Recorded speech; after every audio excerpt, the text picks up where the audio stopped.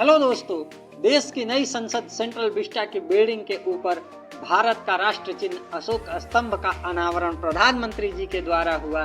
सरकार अभी इस स्तंभ के इनॉग्रल का क्रेडिट लेने में व्यस्त थी, तभी इस 9500 केजी तथा ऊंचाई में 6.5 मीटर के अशोक स्तंभ को लेकर विवाद उठ खड़ा हुआ।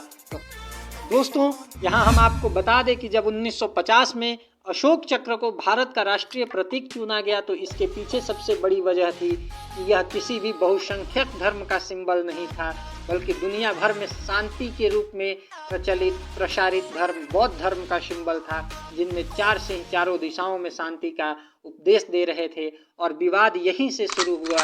नए संसद की बिल्डिंग सेंट्रल विस्टा के ऊपर जो स्तंभ लगा है उसमें शेर थोड़े एग्रेशन में हैं और उनके मुंह खुले हुए हैं। जी हाँ दोस्तों, पहला विवाद यहीं से शुरू होता है। इसमें दूसरा विवाद थोड़ा पॉलिटिकल है कि इस मूर्ति का अनावरण, इस स्तंभ का अनावरण क्यों नहीं लोकसभा अध्यक्ष ओम बिरला के द्वारा कराया गया, क्योंकि यह पार्लियामेंट से रिलेटेड काम है।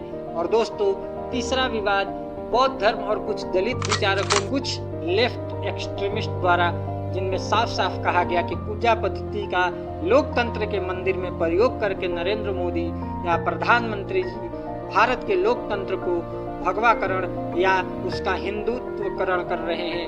काफी ज्यादा उसमें हिंदुत्व पे फोकस करके इस तरह की चीजों को सिंबलाइज कर रहे हैं, जो आने वाले समय में भारत के सहिष्णुता के लिए घातक सिद्ध होंगी। दोस्तों, प्रकरण को लेकर सबसे चौथा महत्वपूर्ण विवाद यह रहा कि अगर यह प्रधानमंत्री जी का ऑफिशियल इनॉग्रल था तो इसमें विपक्ष के नेताओं को क्यों नहीं निमंत्रित किया गया, क्योंकि बात किसी पार्टी के या किसी ऑफिस के उद्घाटन की नहीं, देश के संसद के एक खास हिस्से के उद्घाटन को लेकर थी।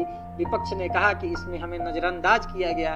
दोस्तों, यह एक स्वयंभू सरकार का लक्षण हो सकता है और संप्रभु डेमोक्रेसी का लक्षण कभी नहीं हो सकता। दोस्तों, क्या सरकार को यह अधिकार है कि राष्ट्रीय चिन्ह को, प्रतीक को बदल सके?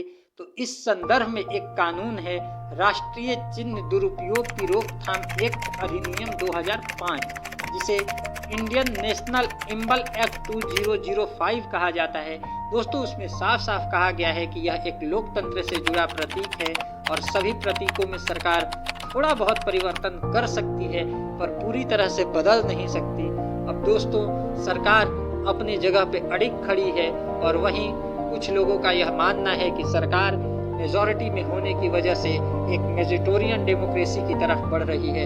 इनमें सबसे महत्वपूर्ण इस स्तंभ के डिजाइनर सुनील देवरे और रोमन मोजेस का बयान है कि उन्होंने इस तरह का कोई भी बदलाव मूर्ति में नहीं किया है और वे कहते हैं कि मूर्ति थोड़ी ऊंची खड़ी है, 20 फीट ऊंची है, इस वजह से कैमरा से नीचे से तस्वीर लेने पर शेर के मुंह खुले हुए दिखाई देते हैं।